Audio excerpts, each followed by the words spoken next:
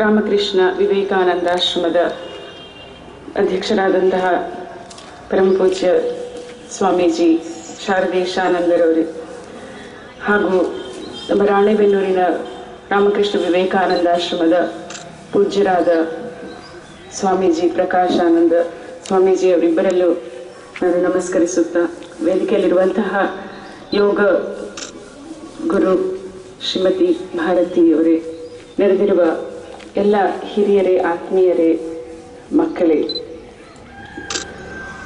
ನನಸತ್ತೆ 2 ವರ್ಷದ ಕೆಳಗೆ ಮೊಟ್ಟ ಮೊದಲ ಬೇಸಿಗೆ ಶಿಬಿರ ಓಂಕಾರ ಮಠದಲ್ಲಿ ಸ್ವಾಮೀಜಿ ಶುರು ಮಾಡಿದಾಗ ನಾ ಬಂದೆ. ಆಗ ಅನೇಕ ಮಕ್ಕಳ ಪರಿಚಯ ಆಯಿತು ನನಗಲ್ಲಿ. ಚಿಕ್ಕ ಚಕ್ಕದಾದ ಶಿಬಿರ ಅದು ಈ ದಿನ ಬೃಹದಾಕಾರವಾಗಿ ಬೆಳೆದಿದೆ. ಸ್ವಾಮೀಜಿ ಹೇಳ್ತಾ ಇದ್ರು, ಇನ್ನು ಬಹಳಷ್ಟು ಜನ ಬರಬೇಕು ಅಂತಾರೆ, ಆದರೆ ನಮ್ದೀಗಾಗಲೇ ಹೌಸ್ಫುಲ್ ಅನ್ನೋ ಥರ. ಸೊ ಯಾವ ರೀತಿಯ ಬೆಳವಣಿಗೆಯನ್ನ ಸ್ವಾಮೀಜಿ ತರ್ತಾ ಇದ್ದಾರೆ, ಶಕ್ತಿಶಾಲಿ ವ್ಯಕ್ತಿತ್ವ ನಿರ್ಮಾಣ, ಯಾವ ಒಂದು ವ್ಯಕ್ತಿತ್ವ ನಾವು ಬೆಳೆಸ್ಕೊಳ್ಬೇಕು ಅನ್ನೋದ್ರ ಕಡೆ ಗಮನ ಹರಿಸ್ತಾ ಇದ್ದಾರೆ. ಬಹಳ ಸಂತೋಷವಾಗ್ತಾ ಇದೆ. ಮತ್ತೆ ಈ ಒಂದು ಶಿಬಿರ ಅಥವಾ ಯಾವುದೇ ಕಾರ್ಯಕ್ರಮ ಮಾಡಿದಾಗ ನನಗೂ ಸಹ ಬಂದು ಇದ್ದು ಭಾಗಿಯಾಗುವಂತ ಒಂದು ಸ್ಥಾನನ ಕೊಟ್ಟಿರೋದು ಬಹಳ ಸಂತೋಷ ಆಗುತ್ತೆ. ನಾವು ಹೇಳ್ತೀವಿ, ಆರೋಗ್ಯವಂತ ಶರೀರ ಆತ್ಮದ ಅರಮನೆ, ಅನಾರೋಗ್ಯ ಶರೀರ ಆತ್ಮದ ಸೆರೆಮನೆ ಅಂತ. ಸೊ ಆ ರೀತಿ ನೋಡಿದಾಗ ನಮ್ಗೆ ಅನ್ಸತ್ತೆ, ಖಂಡಿತ ನಾವು ನಮ್ಮ ದೇಹವನ್ನ ಆರೋಗ್ಯವಾಗಿ ಇಟ್ಕೊಳ್ಬೇಕು ಅಂತ. ಒಂದೇ ಒಂದು ನಿದರ್ಶನ ಹೇಳ್ತೀನಿ. ಇತ್ತೀಚೆಗೆ ಒಂದು 5-6 ತಿಂಗಳಾಗಿರಬಹುದು, ಒಂದು ಪ್ರಖ್ಯಾತವಾದ ಒಂದು ಮಲ್ಟಿನ್ಯಾಷನಲ್ ಕಂಪನಿಯಲ್ಲಿ ಕೆಲಸ ಮಾಡುತ್ತಿದ್ದಂತಹ ಸಿಇಒ, ಅವರು 40 ವರ್ಷ ಅಷ್ಟೇ, ಅತ್ಯಂತ ಇಫೆಕ್ಟಿವ್ ಸಿಇಒ ಆಗಿ ಕೆಲಸ ಮಾಡ್ತಾ ಇದ್ದ ಕೇವಲ 40 ವರ್ಷದ ಆತ ಅವರ ಒಂದು ಸರಿಯಾದ ಎತ್ತರಕ್ಕೆ ತಕ್ಕಂತೆ ತೂಕ, ದಿನನಿತ್ಯ ವ್ಯಾಯಾಮ, ಮ್ಯಾರಥಾನ್ ರನ್ನರ್ ಅಂತ ಹೇಳ್ಬೋದು. ದಿನ ಬೆಳಗ್ಗೆ ಆದ್ರೆ ಅವರು ಕೆಲಸ ಮಾಡ್ತಿದ್ದೇನು ಅಂತ ಹೇಳಿದ್ರೆ, ಬಾಂಬೆಯಲ್ಲಿ ಆ ಬೀಚ್ ಸುತ್ತ ಓಡೋದು, ಜಾಗಿಂಗ್ ಮಾಡೋದು, ಸರಿಯಾದಂತಹ ಒಂದು ಅವರ ದೇಹದ ತೂಕ ನಿಗ್ರಹ ಎಲ್ಲ ಮಾಡ್ಕೊಳ್ತಾ ಇದ್ದವರು. ಜಿಮ್ಗೆ ಸಹ ಹೋಗಿ ಒಂದ್ ದಿವಸ ವ್ಯಾಯಾಮ ಎಲ್ಲ ಮಾಡಿ ಮನೆಗೆ ಬಂದು ಕುಸಿದು ಬಿದ್ದು ಅವರ ಒಂದು ಕೊನೆ ಉಸಿರು ಎಳೆದ್ರು ಅಂತ. ಎಲ್ಲರಿಗೂ ಆಶ್ಚರ್ಯ ಆಯ್ತು, ಇಷ್ಟು ಚೆನ್ನಾಗಿ ಆತ ತನ್ನ ದೇಹದ ಬಗ್ಗೆ ಅಷ್ಟೊಂದು ಕಾಳಜಿ ವಹಿಸಿದ್ರು. ಯಾವುದೇ ನಾವು ಲಿಪಿಡ್ ಪ್ರೊಫೈಲ್ ಅಂತ ಹೇಳ್ತೀವಿ, ರಕ್ತದಲ್ಲಿನ ಕೊಬ್ಬು ಎಷ್ಟಿದೆ ಎಲ್ಲ ನೋಡ್ಲಿಕ್ಕೆ, ಎಲ್ಲ ಪರ್ಫೆಕ್ಟ್ ಆಗಿತ್ತು ಆತನಲ್ಲಿ. ಎಲ್ಲೆಲ್ಲೂ ನೀವು ಚೂರು ಎಕ್ಸ್ಟ್ರಾ ಕೊಬ್ಬು ಸಹ ದೇಹದಲ್ಲಿ ನೋಡ್ತಾ ಇರ್ಲಿಲ್ಲ. ಅಷ್ಟು ಚೆನ್ನಾಗಿದ್ದವರು, ಮ್ಯಾರಥಾನ್ ರನ್ನರ್, ಜಿಮ್ ಮಾಡ್ತಾ ಇದ್ದವರು, ಬೆಳಗ್ಗೆ ಎದ್ರೆ 1 ಗಂಟೆ ಅವರು ಒಂದು ವ್ಯಾಯಾಮಕ್ಕೆ ಮೀಸಲಿಟ್ಟಿದ್ದವರು. ಯಾಕೆ ಈ ರೀತಿ ಸಡನ್ ಆಗಿ ಕೊನೆ ಉಸಿರಿಳಿದ್ರು ಅಂತ ನಂತರ ಅದನ್ನೇ ವಿಶ್ಲೇಷಣೆ ಮಾಡ್ತಾ ಹೋದಾಗ ಎಲ್ಲರಿಗೂ ಗೊತ್ತಾಯ್ತು, ನಾವು ಆರೋಗ್ಯವಾಗಿರ್ಬೇಕಾದ್ರೆ ಒಂದು ದೇಹವನ್ನ ಚೆನ್ನಾಗಿಟ್ಕೊಳ್ಬೇಕು. ಏನೇ ಹೇಳ್ತೀವಿ, ರಕ್ತದಲ್ಲಿ ಕೊಬ್ಬಿನ ಅಂಶ ಸರಿ ಇರಬೇಕು, ಎಲ್ಲ ಸರಿ. ಜೊತೆಗೆ ಬಹಳ ಮುಖ್ಯವಾದದ್ದು ಅಂತ ಹೇಳಿದ್ರೆ ಮನಸ್ಸನ್ನು ನಾವು ಒಂದು ನಿಗ್ರಹ, ರಿಲ್ಯಾಕ್ಸೇಷನ್ ಮಾಡಿದ್ರೆ ಆವಾಗ ಅದು ಸಹ ಬಹಳ ಉತ್ತಮ. ಬರೀ ನಾನು ಓಡ್ತೀನಿ, ಜಾಗಿಂಗ್ ಮಾಡ್ತೀನಿ, ಎಕ್ಸಸೈಸ್ ಮಾಡ್ತೀನಿ ಅಷ್ಟೇ ಅಲ್ಲ ಬೇಕಾಗಿರೋದು, ಇಲ್ಲಿರೋದು. ಯಾಕೆಂದ್ರೆ ದಿನನಿತ್ಯ ನಾವು ಒತ್ತಡ, ಟೆನ್ಷನ್, ಆಂಗ್ಸೈಟಿ ಎಷ್ಟೆಲ್ಲ ಒದ್ದಾಡ್ತೀವಿ. ಅವ್ರ ಅಂತಹ ಕಂಪನಿಯಲ್ಲಿ ಇರುವಾಗ ಸದಾ ತಲೆಯಲ್ಲಿ ಆಲೋಚನೆಗಳು, ಹೇಗೆ ಮುಂದೆ ಬರಬೇಕು ಅನ್ನೋ ಒಂದು ಪ್ಲಾನು, ಇನ್ನೊಬ್ರು ಯಾರೋ ಒಂದು ಕಾಂಪಿಟೇಟರ್ಸ್ ಇರ್ತಾರೆ, ಅಷ್ಟೆಲ್ಲ ಇರುವಾಗ ಆ ಮನಸ್ಸಿಗೆ ಒಂದು ಶಾಂತಿ ಅನ್ನುವಂತಹ ಆ ಸ್ಥಿತಿಯಲ್ಲಿ ತರೋದನ್ನ ಅವರು ಅಷ್ಟು ಇಫೆಕ್ಟಿವ್ ಆಗಿ ಮಾಡಲಿಲ್ಲ ಅಂತ ಹೇಳ್ಬಿಟ್ಟು. ಒಂದು ಓಡೋದು, ನಡೆಯೋದು ಸಹ ಮನಸ್ಸಿಗೂ ರಿಲ್ಯಾಕ್ಸೇಷನ್ ಕೊಡುತ್ತೆ. ಆದ್ರೆ ಯಾವುದು ನೀವೀಗ ಯೋಗ ಮಾಡ್ತಾ ಇದ್ದೀರಾ, ಮನಸ್ಸು ದೇಹನ ಒಂದು ಏಕಾಗ್ರತೆಯಿಂದ ತರೋದು, ಧ್ಯಾನ ಮಾಡ್ತೀರಾ, ಅದು ಸಹ ಒಂದು ದೇಹದ ಪರಿಶ್ರಮವಾದಂತಹ ಅಥವಾ ದೇಹಕ್ಕೆ ಒಂದು ಯಾವುದು ಎಕ್ಸಸೈಸ್ ಕೊಡ್ತೀವಲ್ಲ ಅಷ್ಟೇ ಮುಖ್ಯ ಅನ್ನೋದು. ಬರೀ ನಾವು ಆ ತೂಕ ನೋಡ್ಕೊಂಡು ತೂಕ ನಿಗ್ರಹ ಮಾಡ್ಕೊಂಡ್ರೆ ಇಲ್ಲ, ಈ ಮನಸ್ಸನ್ನು ಸಹ ಒಂದು ಶಾಂತ ಸ್ಥಿತಿಗೆ ತರಬೇಕು. ಅದಕ್ಕೆ ಈ ಧ್ಯಾನ, ಪ್ರಾಣಾಯಾಮ, ಯೋಗ ಸಹ ಬಹಳ ಮುಖ್ಯವಾಗಿದೆ. ಈ ಆಧುನಿಕ ಯುಗದಲ್ಲಿ ನಮಗೆ ಬೇಕಾಗಿರೋದೇ ಅದು, ಬಹಳ ಮುಖ್ಯವಾದದ್ದು.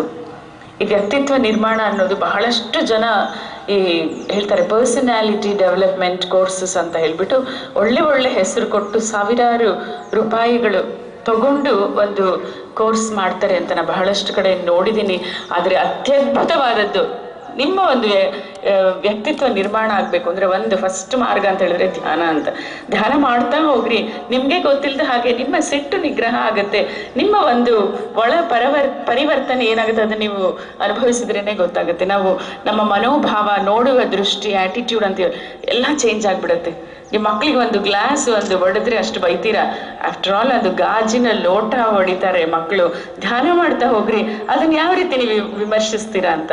ಜೀವನಾನೇ ಹೋಗುತ್ತಂತೆ, ಜೀವನೇ ಹೊಟ್ಟೋಗುತ್ತೆ. ಒಂದು ಗಾಜು ತಾನೇ ಹೊಡೆದಿದ್ದು ಮಗು, ಹೇಳ್ಕೊಡೋಣ ಇನ್ನೊಂದ್ಸತಿ ಅದು ನಾಜೂಕಾಗಿ ಅದನ್ನ ಹ್ಯಾಂಡಲ್ ಮಾಡಬೇಕು ಅನ್ನೋದು. ಆ ಮಗುಗೂ ಬೈತೀವಿ, ಮನೆಯಲ್ಲೆಲ್ಲ ಅಲ್ಲೋಲ ಕಲ್ಲೋಲ ಮಾಡ್ತೀವಿ ವಾತಾವರಣ, ನಮ್ಮ ಮನಸ್ಸು ಕೆಡಿಸ್ಕೊಳ್ತೀವಿ. ಆ ಥರ ಧ್ಯಾನ ಒಂದು ಖಂಡಿತ ಯೋಗ ಸಹ ಒಂದು ದೇಹದ ಎಲ್ಲ ಭಾಗಗಳನ್ನ ರಿಲ್ಯಾಕ್ಸ್ ಮಾಡಲಿಕ್ಕೆ. ಮಕ್ಕಳಿಗೆಲ್ಲ ಗೊತ್ತು, ಸಣ್ಣ ಮಕ್ಕಳಾಗಿ ಎಲ್ಲ ಮಾಡಿಬಿಟ್ಟಿರ್ತೀವಿ. ಆದರೆ ವಯಸ್ಸಾಗ್ತಾ ಆಗ್ತಾ ಕಾಲು ಮಡ್ಚಕ್ಕಾಗಲ್ಲ, ಕೈ ಮಡ್ಚಕ್ಕಾಗಲ್ಲ, ಬಗ್ಗಕ್ಕಾಗಲ್ಲ, ಆ ರೀತಿ ಹೋಗ್ಬಿಟ್ಟಿರ್ತೀವಿ. ಎಲ್ಲ ಮಕ್ಕಳು ಯೋಗದಲ್ಲಿ ಏನೇನು ಆಸನ ಇವಾಗ ಕಲಿತೀವೋ ನಾವೆಲ್ಲವನ್ನ ಸಣ್ಣ ಮಕ್ಕಳಾಗಿ ಖಂಡಿತ ಅದನ್ನ ಕಲ್ತಿರ್ತಾರೆ ಅವರು. ಸೊ ಧ್ಯಾನ, ಯೋಗ, ವ್ಯಾಯಾಮ ಜೊತೆಗೆ ಆಹಾರ, ನಾವು ಏನು ಆಹಾರ ಸೇವಿಸ್ತೀವಿ ಅನ್ನೋದು ಅದಕ್ಕೆ ಖಂಡಿತ ನಮ್ಮ ದೇಹದ ಒಂದು ಅಥವಾ ನಮ್ಮ ವ್ಯಕ್ತಿತ್ವವನ್ನು ನಿರ್ಮಾಣ ಮಾಡಲಿಕ್ಕೆ ಅದು ಸಹ ಬಹಳ ಮುಖ್ಯ. ಮತ್ತು ಎಲ್ಲರೂ ಸಸ್ಯಾಹಾರಿಗಳಾಗಿ ಸಾತ್ವಿಕ ಆಹಾರ ಸೇವಿಸಿ ಅನ್ನೋದು ಸಹ ಒಂದು ಈ ಶಿಬಿರದಲ್ಲಿ ನಾವು ತಗೊಳ್ಬೇಕಾದಂತಹ ಒಂದು ಸಂದೇಶ. ಯಾಕೆಂದರೆ ದೇಹನ ಹೇಗೆ ಮಾಡಿದ್ದಾನೆ ಪರಮಾತ್ಮ, ನಮ್ಮ ಹಲ್ಲುಗಳನ್ನು ಯಾವ ರೀತಿ ಸೃಷ್ಟಿಸಿದ್ದಾನೆ, ನಮ್ಮ ಜಠರ ಜೀರ್ಣಕ್ರಿಯೆ ಹೇಗಿದೆ ಅಂದರೆ ಅದೆಲ್ಲ ಸಸ್ಯಾಹಾರವನ್ನು ಸೇವಿಸಿ ಜೀರ್ಣಿಸುವಂತಹ ಪ್ರಕ್ರಿಯೆ ಅದೇ ಥರ ಮಾಡಿದ್ದಾನೆ. ಆದರೆ ಹುಲಿ ಸಿಂಹಕ್ಕೆ ಅವನು ರಚಿಸಿರುವಂತಹ ದೇಹನೇ ಬೇರೆ ಥರ. ಅದು ಮಾಂಸಾಹಾರ ತಿನ್ನತ್ತೆ, ಅದ್ರ ಹಲ್ಲುಗಳು ನೋಡಿದ್ರೇನೆ ಗೊತ್ತಾಗ್ಬಿಡುತ್ತೆ ನಮಗೆ. ಹುಲಿ, ಸಿಂಹ ಅಥವಾ ಒಂದು ಕಾರ್ನಿವೋರಸ್ ಅಂತ ಹೇಳ್ತೀವಿ, ಆ ಒಂದು ಮೃಗಕ್ಕೆ ಕೊಟ್ಟಂತಹ ಹಲ್ಲುಗಳನ್ನು ನಮಗೆ ಆ ದೇವರು ಕೊಟ್ಟಿಲ್ಲ. ನಾವೇನು ತಿಂತೀವೋ ಅದು ಸಾತ್ವಿಕ ಆಹಾರವನ್ನು ಸೇವಿಸೋಣ. ಹಾಲು, ಹಣ್ಣು, ಹಂಪಲು, ತರಕಾರಿಗಳು ಎಲ್ಲ ಒಂದು ಅತಿಯಾದಂತಹ ಖಾರ, ಅತಿಯಾದ ಕರಿದ ಪದಾರ್ಥಗಳು, ಈ ಮಾಂಸಾಹಾರ ಅದೆಲ್ಲ ನಿಷಿದ್ಧ ಮಾಡಿದ್ರೆ ಅದು ಸಹ ನಮ್ಮ ಮನಸ್ಸಿಗೆ ತಕ್ಕಂತೆ ಅಥವಾ ನಮ್ಮ ಮನಸ್ಸನ್ನು ರೂಪಿಸುತ್ತೆ, ನಮ್ಮ ವ್ಯಕ್ತಿತ್ವ ಸಹ. ನೆಕ್ಸ್ಟು ಆಲೋಚನೆ ಜೊತೆಗೆ ಚಿಂತೆ, ಬೇಕದ್ದು ಬೇಡದ್ದು, ನಮ್ಮ ಮನಸ್ಸನ್ನು ಒಂದು ಬುಟ್ಟಿ ಮಾಡ್ಕೊಂಡು ಬಿಟ್ಟಿರ್ತೀವಿ. ಮನಸ್ಸು ಬುಟ್ಟಿ ಅಂದಾಗ ಅದನ್ನು ನೀವು ಮಲ್ಲಿಗೆ ಬುಟ್ಟಿ ಮಾಡ್ತೀರೋ ಅಥವಾ ಬುಟ್ಟಿ ಬೇಡ ಕಸದ ತೊಟ್ಟಿ ಮಾಡ್ತೀವೋ ಅನ್ನೋದು ಎರಡೂ ನಮ್ಮಲ್ಲಿ ಬಹಳ ಮುಖ್ಯವಾಗಿ. ನಾವೇ ಅದಕ್ಕೋಸ್ಕರ ಹೊಣೆ, ಅದನ್ನು ಹೇಗಿಟ್ಕೊಳ್ತೀವಿ ಅಂತ. ಇಷ್ಟಿದ್ರೆ ಧ್ಯಾನ, ಪ್ರಾಣಾಯಾಮ, ಯೋಗ, ಸರಿಯಾದ ಒಂದು ಆಹಾರ ಜೊತೆಗೆ ಇನ್ನೊಂದು ಸ್ವಲ್ಪ ಒಂದು ವ್ಯಾಯಾಮ, ಇಷ್ಟಿದ್ರೆ ನಮ್ಮ ಸಂಪೂರ್ಣವಾದ ಒಂದು ವ್ಯಕ್ತಿತ್ವ ನಿರ್ಮಾಣ ಖಂಡಿತ ಆಗತ್ತೆ ಅನ್ನೋದು ತಿಳಿದು ಬಂದಂತಹ ವಿಷಯ. ಮನುಷ್ಯ ನೋಡಿ 100 ವರ್ಷ ಬದುಕಬೇಕು ಅಂತ ದೇವರು ನಮ್ಮ ಪ್ರಪಂಚಕ್ಕೆ ಕಳಿಸಿದ್ದಾನೆ. ನಾಯಿ ಅತ್ಯಂತ ಕಡಿಮೆ ಅವಧಿ, ಒಂದು 10-15 ವರ್ಷ 20 ಅಂತ ಇಟ್ಕೊಳ್ಳಿ. ಆನೆ 100 ವರ್ಷ ಜೀವಿಸುತ್ತೆ. ಇವ್ರದೆಲ್ಲ ಉಸಿರಾಟದ ಒಂದು ಪ್ರಕ್ರಿಯೆ ನೋಡಿದಾಗ ನಾವು ನಿಮಿಷಕ್ಕೆ 14ರಿಂದ 16 ಸಲ ಉಸಿರಾಡ್ತೇವೆ. ನಾಯಿ ನಮಗಿಂತ ಹೆಚ್ಚು ಉಸಿರಾಡುತ್ತೆ, ಕಡಿಮೆನಾ? ನೋಡಿದಿರಲ್ಲ ನಾಯಿನ, ಏನ್ ಮಾಡ್ತಾ ಇರುತ್ತೆ ನಾಯಿ? ನಾವು ಓಡ್ ಬಂದು ಅಥವಾ ತುಂಬಾ ಕೆಲಸ ಮಾಡಿದಾಗ ಉಸಿರು ಹೇಗೆ ಜಾಸ್ತಿ ಹೋಗುತ್ತಲ್ಲ, ನಾಯಿ ಹಾಗೆ ಉಸಿರಾಡುತ್ತಲ್ವಾ, ಜಾಸ್ತಿ ಉಸಿರಾಡುತ್ತೆ. ಆದ್ರೆ ಆನೆ ಉಸಿರಾಡೋದು ಒಂದು ನಿಮಿಷಕ್ಕೆ 4-5 ಸರಿ. ಸೊ ಯಾರು ಜಾಸ್ತಿ ದಿನ ಬದುಕೋದು ಯಾರು? ನಾಯಿನ, ಮನುಷ್ಯನ, ಆನೆನ? ಆನೆ ಅಲ್ವಾ, ಕಡಿಮೆ ಉಸಿರು. ನಾಯಿ ತುಂಬಾ ಜಾಸ್ತಿ. ಅದಕ್ಕೆ ಪ್ರಾಣಾಯಾಮ ಮಾಡೋದ್ರಿಂದ ಉಸಿರನ್ನ ಎಷ್ಟು ಚೆನ್ನಾಗಿ ನಾವು ಕಂಟ್ರೋಲ್ ಮಾಡ್ಕೊಳ್ತೀವಲ್ಲ, ಉಸಿರಾಟದ ಪ್ರಕ್ರಿಯೆನ. ಅದು ಸಹ ಒಂದು ನಮ್ಮ ಮನಸ್ಸಿಗೂ ಸಹ ರಿಲ್ಯಾಕ್ಸೇಷನ್, ಒಂದು ದೀರ್ಘಾಯುಷ್ಯದ ಗುಟ್ಟು ಸಹ ಅಂತ ಹೇಳಿ. ಸೊ ಆಹಾರದಲ್ಲಿ ಇನ್ನೊಂದೇ ಒಂದು ತುಂಬ ಉಪ್ಪು ಸೇವನೆ, ಕಡಿಮೆ ಉಪ್ಪು ಸೇವನೆ ಸಹ ಆರೋಗ್ಯಕರ ಅಂತ ಹೇಳ್ತೀವಿ. ಸೊ ಎಷ್ಟು ಉಪ್ಪು ತಿನ್ನಬೇಕು ಅಂದರೆ 1 ಚಮಚ ಉಪ್ಪನ್ನ ನಮ್ಮ ಪಕ್ಕ ಇಟ್ಕೊಳ್ಬೇಕು. ಅನ್ನ ಎಲ್ಲ ಅಡಿಗೆ ಏನೇ ಮಾಡಿದ್ರು ಉಪ್ಪು ಹಾಕಬಾರ್ದು. ಅದರಲ್ಲಿ ಎಷ್ಟು ಉಪ್ಪಿರುತ್ತೋ ಅಷ್ಟನ್ನೇ ದಿನನಿತ್ಯ ಬಳಸಬೇಕು. ಆದರೆ ಗೊತ್ತಿರುತ್ತೆ, ಮಾತನಾಡೋದು ಓದೋದು ಬಹಳ ಸುಲಭ, ಆದರೆ ಅದನ್ನು ನಾವು ಅನುಸರಿಸಬೇಕು ಅಂತ ಹೇಳಿದಾಗ ಇಲ್ಲ, ಉಪ್ಪಿಲ್ಲದೆ ಆದರೆ ಬಾಯಿಗೆ ರುಚಿನೇ ಆಗೋದಿಲ್ಲಲ್ಲ. ಅದಕ್ಕೆ ಅಭ್ಯಾಸ ಆಗಬೇಕು. ನಾವು ಸಕ್ಕರೆ ಇಲ್ಲದೆ ಕಾಫಿ ಕುಡಿಯೋರು ಒಂದು ಸ್ವಲ್ಪ ಸಕ್ಕರೆ ಹಾಕ್ಕೊಟ್ರು ಚೆನ್ನಾಗಿಲ್ಲ ಪಾನಕ ಅಂತಾರೆ. ಯಾಕೆಂದರೆ ನಾವು ಅದನ್ನು ರೂಢಿಗೊಳಿಸ್ಕೊಟ್ಬಿಟ್ಟಿದ್ದೀವಿ. ಅದೇ ಥರ ಉಪ್ಪನ್ನು ಸಹ ಕಡಿಮೆ ಮಾಡ್ತಾ ಬರಬೇಕು. ನಾವು ಯಾವುದನ್ನು ಅನುಸರಿಸ್ಕೊಂಡು ಹೋಗ್ತೀವೋ ಆ ಥರ. ಈಗ ಮಕ್ಕಳ ಜೊತೆ ಎಲ್ಲ ಪೇರೆಂಟ್ಸ್ ಎಲ್ಲ ಪೋಷಕರೆಲ್ಲ ಬಂದಿದ್ದೀರಾ. ಸೊ ಮಕ್ಕಳು ಏನಾಗಬೇಕು ಅಂತ ಸ್ವಾಮೀಜಿ ಹೇಳ್ತಾ ಇದ್ರು, ಬಹಳ ಖುಷಿ ಆಗ್ತಾ ಇತ್ತು ನನಗೆ. ಮಕ್ಕಳು ಅನುಕರಣೆಯಿಂದ ಕಲಿತಾರೆ ಅಂತ. ಮಾಡು ಮಾಡು ಮಾಡು ಮಾಡು ಮಾಡು ಅಂದರೆ ಇಲ್ಲ, ಅಮ್ಮ ಏನೋ ಮಾಡ್ತಾಳೆ ಮಕ್ಳಿಗೆ ಇದನ್ನು ಮಾಡು ಅಂತ ಹೇಳ್ತಾರೆ ಅಂದರೆ ಇಲ್ಲ, ಏನು ಮಾಡಬೇಕು ಅಂತ ಮಕ್ಳು ಇಷ್ಟ ಇರುತ್ತೆ ನಮಗೆ. ನಾವು ಮಾಡ್ತಾ ಹೋದರೆ ಅಮ್ಮ ಮಾಡ್ತಾಳಲ್ಲ ಅನ್ನೋದು, ಅಮ್ಮ ತಾಯಿ ಅನ್ನೋಳು, ತಾಯಿಯ ಮೊದಲ ಗುರು, ಏನು ಬೇಕಿದ್ರೂ ಕಲಿಸ್ಬೋದು ನೀವು ಮಕ್ಕಳಿಗೆ ಅನ್ನೋದು. ನಾವು ಮಾಡ್ತಾ ಹೋದರೆ ಅವರು ಮಾಡು ಅಂತ ಹೇಳೋದು ಬೇಡ, ನೋಡ್ತಾರೆ, ನಮ್ಮನ್ನು ಅನುಕರಿಸ್ತಾರೆ. ಬಹಳ ಅದು ನಿಜ. ನಾವು ಒಂದು ಸತ್ಯವನ್ನ ಮಾತನಾಡಿ ಅಂತ ಹೇಳಿದ್ರು, ಕದಿಬೇಡ ಕದಿಬೇಡ ಅಂತ ಹೇಳಿ ಅಪ್ಪ ಮಗುಗೆ ಹೇಳ್ತಾನೆ, ಫ್ರೆಂಡ್ ಪೆನ್ಸಿಲ್ ಯಾಕೆ ಗೊತ್ತು ಜೋಕ್ ನಮ್ಗೆ, ಫ್ರೆಂಡ್ ಪೆನ್ಸಿಲ್ ಯಾಕೋ ಕತ್ಕೊಂಬಂದೆ ನೀನು, ನಂಗೆ ಹೇಳಿದ್ರೆ ನಾನು ಆಫೀಸಿಂದ ತರ್ತಾ ಇರ್ಲಿಲ್ವಾ ಅಂತ. ನೋಡಿ ಅಲ್ಲಿ ಆ ಮಗುಗೆ ಹಂಗೆ ಹೇಳ್ತೀವಿ, ಆದ್ರೆ ನಾವೊಂದು ಮಾಡ್ಬಿಟ್ರದು ಖಂಡಿತ ನಾವು ಏನು ಮಾಡ್ತೀವಲ್ಲ ಅದನ್ನ ಹೌದು ಇದು ನಿಜ ಅನ್ನೋದು ಮಗು ಕಲಿಯತ್ತೆ. ಪೋಷಕರ ಪಾತ್ರ ಇದರಲ್ಲಿ ಬಹಳ ದೊಡ್ಡದು. ನಂತರ ನಾವು ಶಾಲೆಯಲ್ಲಿರುವ ಟೀಚರ್ ಅಂತ ಹೇಳ್ತೀವಿ, ಆಮೇಲೆ ಅವರು ರೋಲ್ ಮಾಡೆಲ್ ಆಗ್ತಾರೆ. 6 ರಿಂದ 14 ವರ್ಷ ಟೀಚರ್ಸ್ ರೋಲ್ ಮಾಡೆಲ್. ಆದರೆ ಮನೆಯಲ್ಲಿರುವಂತಹ ತಾಯಿ ತಂದೆಯರು ಸದಾ ಮಕ್ಕಳಿಗೆ, ಅದು ಬೆಳೆಯುತ್ತಿರೋ ಮಕ್ಕಳ ಮನಸ್ಸಿನ ಮೇಲೆ ನಾವೇ ಒಂದು ಪರಿಣಾಮ ಬೀರೋದು ಅಂದರೆ ಖಂಡಿತ ನಿಜ. ನೀವೆಲ್ಲ ಸದ್ಗುರುವಿನ ಸಂಘದಲ್ಲಿದ್ದೀರ. ನಾನು ಕಬೀರರ ದೋಹೆಗಳನ್ನು ಅನ್ಸುತ್ತೆ ಪುಸ್ತಕ ಸ್ವಾಮೀಜಿಯವ್ರ ಹತ್ರ ತಗೊಂಡೆ. ನಾವು ಮಾತಾಜಿ ಒಂದು CD ಸಹ ಕೊಟ್ಟಿದ್ರು ನನಗೆ. ಕೇಳ್ತಾ ಹೋದ್ರೆ ಎಷ್ಟೊಂದು ಕಲಿತೀವಿ ಅಂತ. ಸ್ವಾಮಿ ಪುರುಷೋತ್ತಮಾನಂದರು ದೋಹೆಗಳನ್ನೆಲ್ಲ ಕನ್ನಡಕ್ಕೆ ಮಾಡಿದ್ದಾರೆ. ನನಗೂ ಹಿಂದಿ ಓದಿದಾಗ ಅಷ್ಟು ತುಂಬ ಭಾಷೆ ಅರ್ಥ ಮಾಡ್ಕೊಳ್ಳೋದು ಎಲ್ಲ ಕಷ್ಟ ಅನ್ನಿಸ್ತಾ ಇತ್ತು. ಆ ಒಂದು ಕನ್ನಡದಲ್ಲಿ ಎಷ್ಟು ಚೆನ್ನಾಗಿ ಅದನ್ನು ತರ್ಜುಮೆ ಮಾಡಿ ಅದನ್ನು ಬಹಳ ಸುಲಭವಾಗಿ ಎಲ್ಲರೂ ಒಂದು ಅರ್ಥ ಮಾಡ್ಕೊಳ್ಳೋ ರೀತಿನಲ್ಲಿ ಬಹಳ ಚೆನ್ನಾಗಿ ಹೇಳಿದ್ದಾರೆ. ಸತ್ಯ ಅಂತ ಹೇಳಿದಾಗ ಇನ್ನೊಂದು ನುಡಿ ಬಗ್ಗೆ ಈಗ ತಾನೇ ನೆನಪು ಬಂತು. ಸ್ವಾಮಿ ಪುರುಷೋತ್ತಮಾನಂದರು ಹೇಳಿರೋದು, ಪುರುಷೋತ್ತಮಾನಂದರನ್ನ ನಾನು ನೋಡಲಿಲ್ಲ, ಆದರೆ ಪುರುಷೋತ್ತಮಾನಂದರು ಎಲ್ಲರೂ ಶಿಷ್ಯರಂತೆ. ಎಲ್ಲೆಡೆ ಹೋದರೆ ದಾವಣಗೆರೆಯಲ್ಲೂ ಸಹ ಮಾತಾಜಿ ಪುರುಷೋತ್ತಮಾನಂದರ ಶಿಷ್ಯರು, ಮತ್ತು ಇಲ್ಲಿ ಸ್ವಾಮೀಜಿಯವರು ಅಷ್ಟೇ. ಅನ್ಕೊಳ್ತಾ ಇದ್ದೆ ಗುರು ಅಂದರೆ ಹಾಗಿರಬೇಕು. ಅವರು ಎಲ್ಲ ಕಡೆ ಜೀವಿಸ್ತಾ ಇದ್ದಾರೆ. ಇವಾಗ ಎಲ್ಲೆಲ್ಲೆಲ್ಲಿ ಹೋದ್ರು ಎಲ್ಲರೂ ಹೇಳ್ತಾರೆ ನಾವು ಪುರುಷೋತ್ತಮಾನಂದರು ನಮ್ಮ ಗುರುಗಳು ಅಂತ. ಬಹಳ ಸಂತೋಷ ಆಗುತ್ತೆ. ಎಲ್ಲ ರಾಮಕೃಷ್ಣ ವಿವೇಕಾನಂದರ ಸಂದೇಶವನ್ನು, ಶ್ರೀಮಾತೆಯ ಸಂದೇಶವನ್ನು ಸಾರೋದಕ್ಕೆ ಅವರು ಎಷ್ಟೊಂದು ಗುರುಗಳನ್ನು ಅವರು ತಯಾರಿ ಮಾಡಿದ್ರು ಅಂತ ಬಹಳ ಖುಷಿ ಆಗುತ್ತೆ. ಒಂದೇ ಅವರು ನುಡಿ ಬಗ್ಗೆ ಹೇಳ್ತಾರೆ ಸ್ವಾಮಿ ಪುರುಷೋತ್ತಮಾನಂದರು. ಆಡುವ ನುಡಿಯಿಂತಿರಬೇಕು,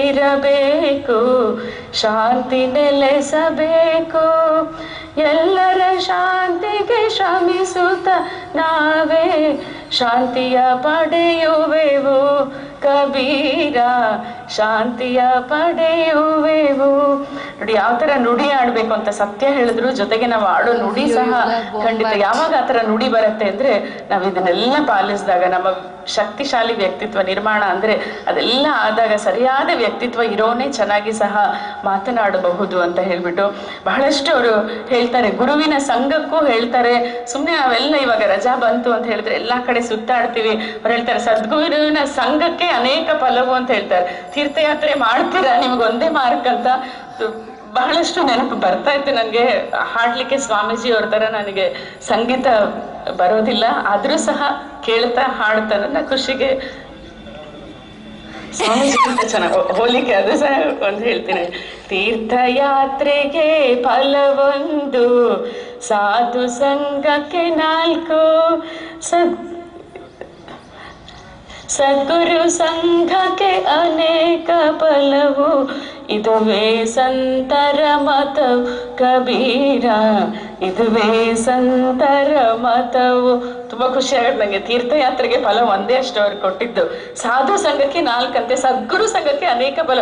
ಇನ್ನೇನ್ ಬೇಕು? ದಾವಣಗೆರೆ ನಾವು ಹರಿಹರ ನೋಡ್ತೀವಿ, ಸ್ವಾಮೀಜಿ ಬಂದ್ಮೇಲೆ ಸದ್ಗುರುವಿನ ಸಂಘ ಅಂತ ಎಷ್ಟೊಂದು ಎಲ್ಲ ಕಡೆ ಬೇಕಾಗಿರೋದೇ ಇದು. ನಮ್ಮ ಮನಸ್ಸಿಗೆ ಶಾಂತಿ ಬೇಕಾಗಿರುವಾಗ ಒಂದು ಸತ್ಸಂಗ, ಸದ್ಗುರುವಿನ ಸಂಘ ಅವರು ಸರಿಯಾದ ಮಾರ್ಗದರ್ಶನದಲ್ಲಿ ನಮ್ಗೆ ಕರ್ಕೊಂಡು ಹೋಗ್ತಾರೆ ಅನ್ನೋದು ನಿಮ್ಗೆಲ್ಲ ಗೊತ್ತಾಗಿದೆ. ಇಷ್ಟ ದಿವಸ 2 ವರ್ಷದ ಮುಂಚೆ ಹೇಗಿದ್ರಿ, ಇವಾಗ ಒಂದು ಯಾವ ಒಂದು ಸಂದೇಶ ಸಿಗ್ತಾ ಇದೆ ಅಂತ ಬಹಳ ಬಹಳ ಸಂತೋಷ ಆಗುತ್ತೆ. ಈಗ ನಾನು ಹೋಲಿಕೆ ಮಾಡ್ಕೊಂಡ್ಬಿಟ್ಟೆ. ಹೋಲಿಕೆ ಅನ್ನೋದು ಸಹ ಖಂಡಿತ ತಪ್ಪು ಅನ್ನೋದು. ಹೋಲಿಕೆ ಹೇಗೆ ಅಂತ ಹೇಳಿದ್ರೆ, ಹೌದು ನಾನು ಆ ಥರ ಆಗ್ತೀನಿ ಅಂತ ಸಕಾರಾತ್ಮಕವಾಗಿ ನಾವು ಹೋಲಿಕೆ ಮಾಡ್ಕೊಂಡ್ರೆ ಚೆನ್ನಾಗಿರುತ್ತೆ. ಇಲ್ಲದೆ ಹೋದ್ರೆ ಒಂದು ನಾನು ಬಹಳ ಚೆನ್ನಾಗಿ ಚಿತ್ರ ಬಿಡಿಸ್ತೇನೆ, ನನಗೇ ಎಲ್ಲ ಗೊತ್ತು, ನಾನೇ ಬಹಳ ಗ್ರೇಟ್ ಅನ್ಕೊಂಡಾಗ ತುಂಬ ತುಂಬಾ ಅಹಂಕಾರ ಹೆಚ್ಚಿ ನಮ್ಮ ಒಂದು ಮುಂದುವರಿಕೆ ಅಥವಾ ಬೆಳೆಯುವುದನ್ನ ಅದು ತಡೆಯುತ್ತೆ. ಅದೇ ಇನ್ನೊಬ್ಬನ ನೋಡಿ ನಾನು ಇವಾಗ ಒಂದು ತಪ್ಪು ಮಾಡಿ ನನಗೆ ಏನು ಬರಲ್ಲ ಅನ್ಕೊಳ್ತಾ ಇದ್ರೆ ಖಂಡಿತ ನಾವು ಕುಗ್ಗು ಹೋಗ್ತೀವಿ. ಯಾವುದೇ ಒಂದು ಪ್ರತಿಭೆ ಇದ್ರೂ ಮಕ್ಕಳಲ್ಲಿ ಅದು ಮುಂದೆ ಬರೋದಿಲ್ಲ. ಮಕ್ಕಳಲ್ಲಿ ಯಾವುದೇ ವಿಧವಾಗಿ ಹೋಲಿಕೆ ಬೇಡ, ಇನ್ನೊಂದು ಮಗುವಿನ ಜೊತೆ ಹೋಲಿಕೆ ಮಾಡೋದು ಬೇಡ.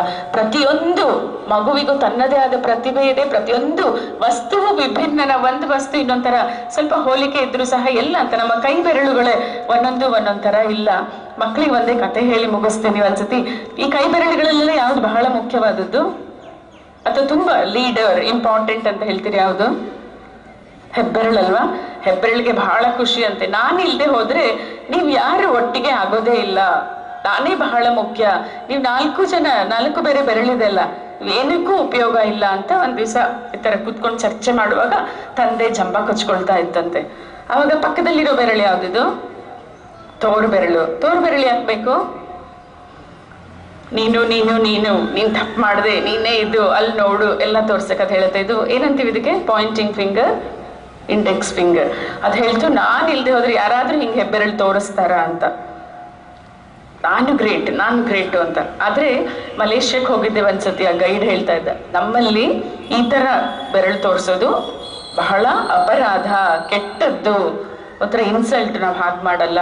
ನಮಗೂ ಗೊತ್ತಲ್ಲ, ಒಂದು ಬೆರಳು ನೀನು ಹೀಗೆ ತೋರಿಸಿದಾಗ ಎಲ್ಲ ಬೆರಳುಗಳು ನಿನ್ನ ಕಡೆಗೆ ಒಂದು ಡೈರೆಕ್ಟ್ ಆಗಿದೆ ಅಂತ. ನಾವು ಎಣಿಸೋದು, ಅವನ್ನೆಲ್ಲರಿಗೂ ಎಣಿಸೋದು ಹೀಗೆ ಎಣಿಸ್ತಾ ಇದ್ದ, 1 2 3 4 ಅಂತ. ಯಾವತ್ತು 1 2 3 ಅಂತ ಎಣಿಸ್ಲೇ ಇಲ್ಲ. ಸೊ ಈ ತೋರ್ ಬೆರಳು ನಾನೇ ಪಾಯಿಂಟಿಂಗ್ ಫಿಂಗರ್ ಅಂತ. ಮಧ್ಯದ ಬೆರಳು ಏನು ಗ್ರೇಟ್ ಇಲ್ವಾ ಇದು? ನೀವೇ ಮಧ್ಯದ ಬೆರಳಾಗಿದ್ರೆ ಏನಂತ ಹೇಳ್ಕೊಳ್ತಾ ಇದ್ರಿ? ಐ ಮೀನ್ ಮಿಡ್ಲ್, ಮಧ್ಯ ಇರೋದು, ಎಲ್ಲಕ್ಕಿಂತ ಎತ್ತರ ಅಲ್ವಾ, ನಾನೇ ಗ್ರೇಟ್ ಅಂತ ಅದು ತನ್ನ ತಾನು ಹೊಗಳ್ಕೊಳ್ತಾ ಇತ್ತು. ನೆಕ್ಸ್ಟ್ ಇರೋದು ಯಾವುದು? Ring finger. ಇದೇನ್ ಜಂಬ ಕೊಚ್ಕೊಳ್ಬೋದು? ಏನ್ ಜಂಬ ಕೊಚ್ಕೊಳ್ಳುತ್ತೆ? ಯಾರಾದ್ರೂ ಆಭರಣಗಳು ಬೇರೆ ಬೆರಳಿಗೆ ತೊಡಗಿಸ್ತಾರ? ನಾನೇನೋ ಇಲ್ಲೊಂದು ಹಾಕೊಂಡ್ಬಿಟ್ಟಿದ್ದೀನಿ. ಬೆರಳೆಲ್ಲ ಉಂಗುರ ಹಾಕೊಳ್ಳೋದು ಇದಕ್ಕೆ ಅಲ್ವಾ? ಉಂಗುರದ ಬೆರಳು ಎಷ್ಟು ಇಂಪಾರ್ಟೆಂಟ್. ಯಾರಾದ್ರೂ ಇದಕ್ಕೆಲ್ಲ ಬಂಗಾರ ತೊಡಸ್ತಾರ?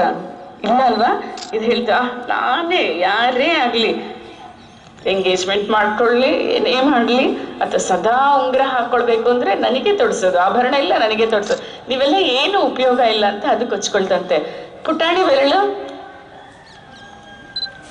ಮಕ್ಕಳು ಉಪಯೋಗಿಸ್ತಿರಲ್ಲ, ಪುಟಾಣಿ ಬೆರಳು ಪುಟ್ಟ ಬೆರಳು ತರ, ಅದ್ ನಿಮ್ ತರ ಮಕ್ಕಳ ತರ ಅದು ಪಾಪ. ಅದು ನೋಡ್ತಾ ಇತ್ತಂತೆ, ಇದಕ್ಕೆಲ್ಲ ಖುಷಿ ಆಯ್ತು. ಪುಟ್ಟಾಣಿ ಬೆರಳು ಯೂಸ್ಲೆಸ್ ನೋಡು, ಸುಮ್ಮನೆ ಕೂತಿದೆ, ಏನು ಹೇಳಕ್ಕೂ ಬರಲ್ಲ ಅಂತ. ಆದ್ರೆ ಮಕ್ಕಳೇ ಬುದ್ಧಿವಂತರಲ್ವಾ? ಖಂಡಿತ ನಮಗಿಂತ ಎಷ್ಟು ನಿಮಗೆ ಗೊತ್ತು. ನಾವು ಹೇಳ್ತೀವಿ ಬೆಳೆದ್ರೂ ಸಹ ಮಕ್ಕಳಾಗೇ ಇರಬೇಕು, ನಾವು ಮಕ್ಕಳ ಮನಸ್ಸು ಹಾಗೆ ಇರಬೇಕು ಅಂತ. ಯಾವ ರೀತಿ ಒಂದು ಕಲುಷಿತ ಆಗ್ಬಿಡತ್ತೆ ಬೆಳೆದ ಮೇಲೆ ಮಕ್ಕಳ ಮನಸ್ಸು ಹೂವಿನಂತೆ ಅಥವಾ ನಿರ್ಮಲವಾಗಿರುತ್ತೆ. ಅದು ಹೇಳ್ತಂತೆ ಪುಟ್ಟ ಬೆರಳೆರಡು, ನೀವೇನಾದ್ರೂ ಮಾತಾಡಿ, ಏನಾದ್ರೂ ಹೇಳಿ, ನಾನೇನ್ ಹೇಳ್ತೀನಿ ಅಂದ್ರೆ, ನಾವು ದಿನನಿತ್ಯ ದೇವರ ಹತ್ರ ಹೋದ್ರೆ ಅಥವಾ ಹಿರಿಯರನ್ನ ನೋಡಿದ್ರೆ ಏನ್ ಮಾಡ್ತೀವಿ? ಕೈ ಮುಗಿತೀವಲ್ಲ ನೋಡಿ. ದೇವರ ಹತ್ರ ಹೋದಾಗ, ಎಲ್ಲರ ಹತ್ರ ಹೋದಾಗ ಕೈ ಮುಗಿದಾಗ ದೇವರಿಗೆ ಬಹಳಷ್ಟು ಸಮೀಪ ನಾನೇ. ನೀವೆಲ್ಲ ಹಿಂದೆ ಉಳಿತೀರಾ, ನಾನೇ ಗ್ರೇಟು, ನೀವೇನಾದ್ರೂ ಹೇಳ್ಕೊಳ್ಳಿ, ಕೈ ಮುಗಿದಾಗ ದೇವರನ್ನ ಫಸ್ಟ್ ಅಥವಾ ದೇವರ ಸಮೀಪ ಇರೋದು ನಾನು ಅಂತ ಹೇಳಿ ಅದು ಖುಷಿ ಪಡ್ತಂತಿದ್ದು. ಯಾಕೆ ಅಂದ್ರೆ ಎಲ್ಲರೂ ನಾವು ಪ್ರತಿಯೊಬ್ರು ನಮ್ಮದೇ ರೀತಿಯಲ್ಲಿ ವಿಭಿನ್ನವಾಗಿದ್ದೀವಿ. ನಾವು ಪ್ರತಿಯೊಬ್ರು ಅದ್ಭುತ, ಅದ್ವಿತೀಯ, ಗ್ರೇಟ್ ಅಂತ ಹೇಳ್ಕೊಳ್ಬೋದಲ್ವಾ? ಸೊ ಯಾವುದೇ ಒಂದು ವಿಷಯದಲ್ಲಿ ಕುಗ್ಗೋದು ಬೇಡ. ಸ್ವಾಮೀಜಿ ಮತ್ತೆ ಹೇಳಿದ್ರು, ಶಕ್ತಿಯೇ ಜೀವನ, ದೌರ್ಬಲ್ಯವೇ ಮರಣ ಅಂತ. ಆ ಒಂದು ಮಂತ್ರ ದಿನ ಹೇಳ್ಕೊಳ್ಬೇಕು ನಾವು. ಶಕ್ತಿಯೇ ಜೀವನ, ದೌರ್ಬಲ್ಯವೇ ಮರಣ ಅಂತ. ಖಂಡಿತ ನನ್ನಿಂದ ಎಲ್ಲ ಸಾಧ್ಯ ಇದೆ, ನಾನೆಲ್ಲ ಮಾಡಬಲ್ಲೆ. ಕಾಗೆನೂ ಚೆನ್ನಾಗಿದೆ, ಕೋಗಿಲೆನೂ ಚೆನ್ನಾಗಿದೆ ಅಲ್ವಾ? ನೋಡಿದೀರಾ ಕಾಗೆ ಕೋಗಿಲೆ? ಎಲ್ಲರೂ ಚೆನ್ನಾಗಿದೆ ಅಂತ ಹೇಳ್ತೀವ ಕಾಗೆನ್ ನೋಡಿ? ಕೋಗಿಲೆ ನೋಡಿ ಚೆನ್ನಾಗಿದೆ ಅಂತೀವ? ಕೋಗಿಲೆ ನೋಡಿದೀರಾ? ಹೇಗಿರುತ್ತೆ ಕೋಗಿಲೆ? ಅದು ಸಹ ಕಾಗೆ ತರನೇ, ಕಪ್ಪಗೆ ಚಿಕ್ಕದಾಗಿರುತ್ತೆ. ಯಾವ್ದಾದ್ರು ಎರಡನ್ನೂ ನೋಡಿ ಚೆನ್ನಾಗಿದೆ ಅಂತೀವ? ಇಲ್ಲ. ಆದ್ರೆ ಕಾಗೆಯಲ್ಲಿ ಮೆಚ್ಕೊಳ್ಳೋದೇನ್ ನಾವು? ಏನ್ ಮೆಚ್ಕೊಳ್ತೀವಿ ಕಾಗೆಯಲ್ಲಿ? ಏನು ಇಲ್ವಾ? ಕಾ ಕಾ ಕಾ ಕಾ ಕಾ ಅಂತ ಯಾವ ತುಂಬಾ ಕೂಗುತ್ತೆ ಕಾಗೆ.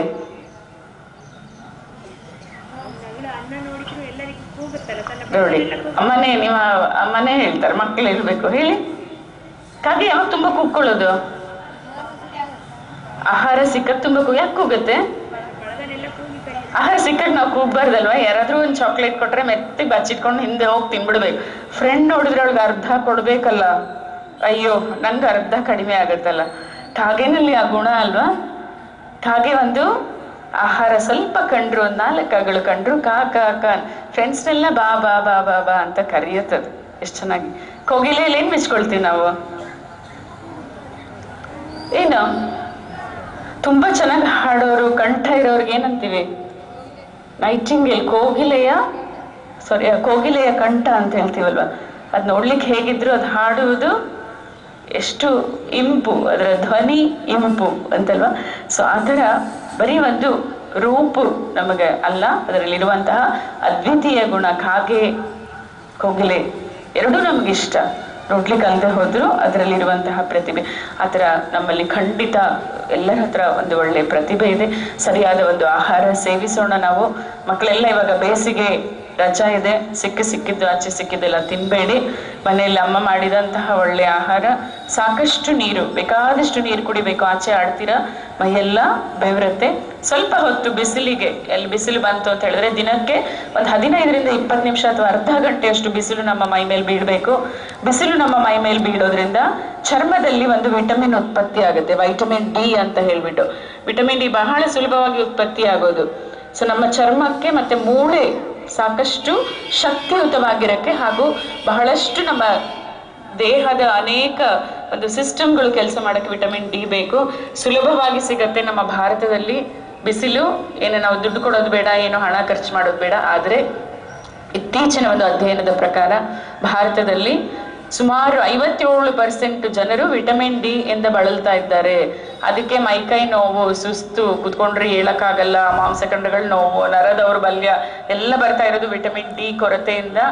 ಅಟ್ಲೀಸ್ಟ್ ಬೆಳಗಿನ ಇಂತಹ ಬಿಸಿಲಿಗೆ ಒಂದು 20 ನಿಮಿಷ ಆದ್ರೂ ಮೈ ಒಡ್ಡೋಣ. ತುಂಬಾ ಉರಿ ಬಿಸಿಲಾದ್ರೆ ಅವಾಗ ನಮ್ಮ ಚರ್ಮ ಸಹ ಸುಡತ್ತೆ. ಚರ್ಮದಿಂದ ನಾವು ರಕ್ಷಿಸ್ಕೊಳ್ಬೇಕು. ಅತಿಯಾದ ಬಿಸಿಲು ನಮ್ಮ ಚರ್ಮದ ಮೇಲೆ ಬಿದ್ದಾಗ ಅದರಲ್ಲಿ ಕ್ಯಾನ್ಸರ್ ಸಹ ಬರುವಂತಹ ಸಾಧ್ಯತೆ ಇದೆ. ಮತ್ತೆ ಅದಕ್ಕಿಂತ ಮುಖ್ಯವಾಗಿ ಹೆಣ್ಮಕ್ಳಿಗೆಲ್ಲ ಬಿಸಿಲು ಬಿದ್ದರೆ ನಮ್ಮ ಚರ್ಮ ಕಪ್ಪಗಾಗ್ಬಿಡತ್ತೆ ಅಂತ. ಸೊ ಬಿಸಿಲಿಗೆ ಹೋಗುವಾಗ ಚರ್ಮವನ್ನ ರಕ್ಷಿಸ್ಕೊಳ್ಳೋಣ. ಸನ್ಸ್ಕ್ರೀನ್ ಯಾವುದೇ ಒಂದು ಸಿಗುತ್ತೆ, 50% ಸನ್ ಪ್ರೊಟೆಕ್ಟಿವ್ ಫಾರ್ಮುಲಾ ಅಂತಿರೋದು, ಅಂಥದ್ದಿರೋದನ್ನ ಬಳಸೋಣ. ಆದರೆ ಬೆಳಗಿನ ಒಂದು ಹಿತವಾದಂತಹ ಬಿಸಿಲು ನಮ್ಮ ಮೈ ಮೇಲೆ ಬೀಳಿ, ಸಣ್ಣ ಮಕ್ಕಳಿಂದ ಹಿಡಿದು ದೊಡ್ಡವರೆಲ್ಲರಿಗೂ, ಮನೇಲಿ ಅಜ್ಜಿ ಎಲ್ಲರೂ ಇದ್ರೆ ಸ್ವಲ್ಪ ಹೊತ್ತು ಆಚೆ ಕೂತ್ಕೊಳ್ಳಿ ಅಂತ ಅಜ್ಜಿ ತಾತಂದರಿಗೆ ಕೂಡಿಸಿ ಅವ್ರಿಗೂ ಸಹ ಒಂದು ಆ ಶಕ್ತಿ ಬರುತ್ತೆ. ಚರ್ಮದಲ್ಲಿರುವಂತಹ ಒಂದು ಫ್ಯಾಟ್ನಿಂದ ವಿಟಮಿನ್ ಡಿ ಉತ್ಪತ್ತಿ ಆಗುತ್ತೆ. ವಿಟಮಿನ್ ಡಿ ಸರಿಯಾಗಿದ್ರೇನೆ ನಮ್ಮ ದೇಹದಲ್ಲಿ ನಾವು ಸೇವಿಸುವಂತಹ ಕ್ಯಾಲ್ಸಿಯಂ ಸಹ ಒಂದು ಅಬ್ಸಾರ್ಬ್ ಆಗೋದು. ಈ ಸುಲಭವಾಗಿ ಸಿಗುವಂತಹ ಒಳ್ಳೆ ಆಹಾರ ಪದಾರ್ಥಗಳಿಂದ ನಮ್ಮ ದೇಹಕ್ಕೆ ಸತ್ವಯುಕ್ತ ಆಹಾರ, ಪೌಷ್ಟಿಕ ಆಹಾರ, ವಿಟಮಿನ್ ಯುಕ್ತ ಆಹಾರ, ಖನಿಜಯುಕ್ತ ಆಹಾರ ದೊರಕಲಿ ಅಂತ ಹೇಳ್ತಾ, ಯೋಗದ ಜೊತೆಗೆ ಸರಿಯಾದ ಆಹಾರ ಕ್ರಮ ಮತ್ತೆ ಮನಸ್ಸಿನ ಒಂದು ಸಮತೋಲನ, ಮನಸ್ಸನ್ನು ಉಲ್ಲಾಸವಾಗಿಡಕ್ಕೆ ಸ್ವಾಮೀಜಿಯವರಿದ್ದಾರೆ, ಸದ್ಗುರು ಸಂಘ ಅಂತ ಹೇಳಿದೆ. ಆದಷ್ಟು ಇದ್ರೆ ನಾವು ಖಂಡಿತ ಏನಾಗಬೇಕು ಅಂದ್ಕೊಳ್ತೀವೋ ಅದು ಆಗ್ತೀವಿ. ಒಳ್ಳೆಯ ಗುರಿ ಇರಲಿ. ಮೊನ್ನೆ ಅಬ್ದುಲ್ ಕಲಾಂ ಅವರು ಬಂದಾಗ್ಲೂ ಹೇಳ್ತಾ ಇದ್ರು, ಮಕ್ಕಳಿಗೆಲ್ಲ ಹೇಳ್ಕೊಟ್ರು, small aim is a crime ಅಂತ. ಸೊ ಏಮ್ ಹೈ ಅಂತ. ಜಗದಾತ್ಮಾನಂದರು ಸಹ ಸ್ವಾಮೀಜಿಯವರು ನಮ್ಮ ಕಾಲೇಜಿಗೆ ಬಂದಾಗ ಮಕ್ಕಳಿಗೆಲ್ಲ ಹೇಳ್ಕೊಟ್ಟಿದ್ರು, MBBS ಮಕ್ಕಳಿಗೆ, small aim is a crime, aim high ಅಂತ ಹೇಳಿದ್ರು.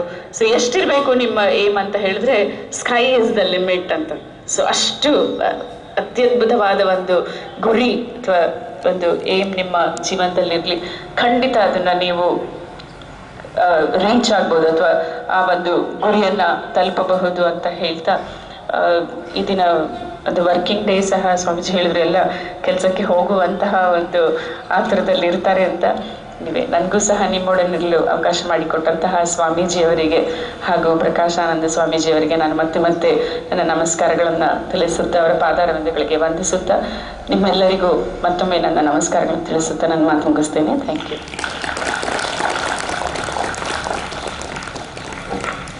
ದೇಹಕ್ಕೂ ಮತ್ತು ಮನಸ್ಸಿಗೂ ಆರೋಗ್ಯವಾಗಿಟ್ಟುಕೊಳ್ಳಲು ಸಲಹೆಗಳನ್ನು ನೀಡಿದಂತಹ ಶ್ರೀಮತಿ ಡಾಕ್ಟರ್ ಶಶಿಕಲಾ ಕೃಷ್ಣಮೂರ್ತಿ, ಉಪನ್ಯಾಸಕರು, SS ಮೆಡಿಕಲ್ ಕಾಲೇಜ್, ದಾವಣಗೆರೆ, ಇವರಿಗೆ ಧನ್ಯವಾದಗಳು. ಈಗ ಈ ಸಮಾರಂಭದ ದಿವ್ಯ ಸಾನ್ನಿಧ್ಯವನ್ನು ಅಲಂಕರಿಸಿರುವಂತಹ